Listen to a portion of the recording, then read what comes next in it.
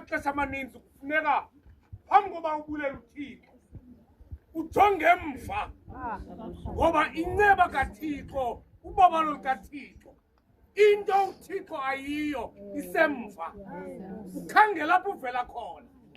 yeke lento yokuzikomparisa nabanye abantu zikomparisa nawe yithi ndilapha namhlanje bendiphi izolo uza kuyibona inceba kaThixo kodwa ubake wazikhangela nabanye abantu uzawusoloko udinga uzawusoloko ufuna uzawude wahliwe nangumona kanti misa wena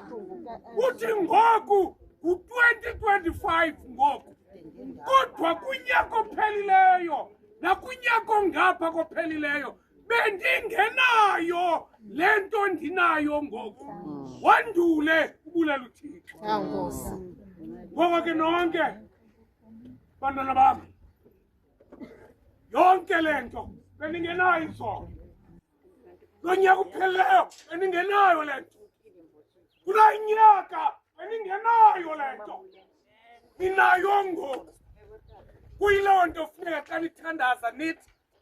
sivelaphi noThixo ngoba unexesha uThixo lokuvuyisa abantwana bakhe kuyo yonke imeko yokuhamba kwenu kubo bonke ububi enihlangana nabo tose